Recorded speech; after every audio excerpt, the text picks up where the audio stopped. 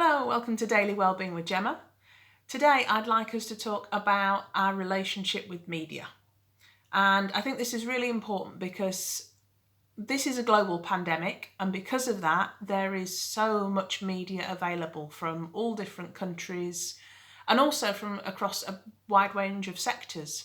So you have media being produced by governments, by scientists, by political activists, by trade unions, by individuals who are affected by this. And even those who are less affected, who are trying to, encourage people to get through it. So there's an absolute abundance of media at the moment, and I want us to think about what impact that is having on our well-being.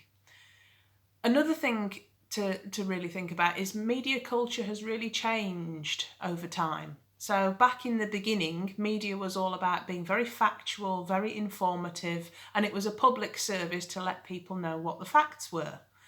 Whereas today, the focus is a little bit different. There's a culture of selling newspapers, getting clicks, selling advertising, and so media can sensationalise things quite a lot.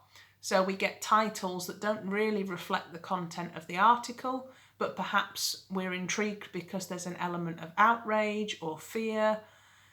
And so this can really colour our experience of media, and it can damage our well-being in some ways because we can get quite anxious about the things that are being posted. And some of it is stuff we should be genuinely worried about, and some of it is a little bit misleading. So I want to present you with a couple of questions to think about in terms of how you're interacting with media and what you might want to do going forward. So the first thing is, where are you getting your media from? And the reason I ask that is there's a very big difference between, somebody on Facebook posting what they think or what they heard somebody else say versus a scientific journal versus a reputable, I say reputable very loosely, but there are reputable sites, and it takes a while to find something that you trust.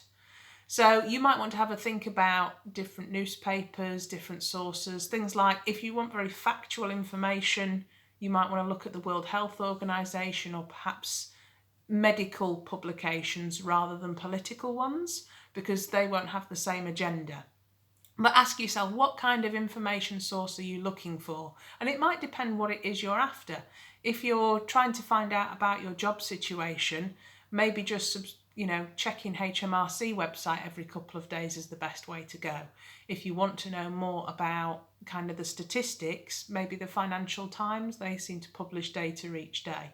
So have a think about what kind of data you're after and where you can find that without all the blurry opinion stuff that could be problematic. Next thing is, how much media do you want to consume? So the reason I ask that is there's a difficult balance to be had between being well informed and being overwhelmed. And so, similar to what you're looking for, how much do you need to know to feel comfortable? And it might depend on what your role and your situation is. If you're in a job that's having a lot of problems because of this, you might need to be more well informed than somebody who's able to just carry on and work from home.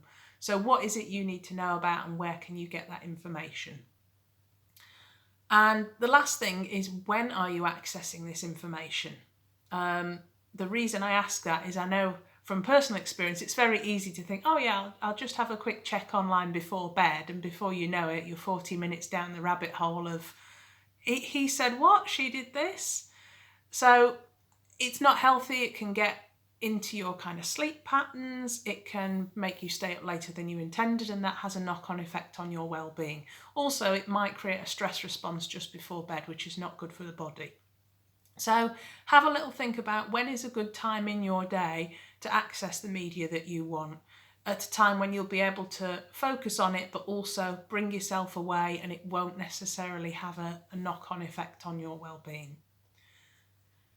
Another idea you might want to think about is if accessing media is a bit stressful for you, you might want to ask somebody within your network who it doesn't bother to filter things for you.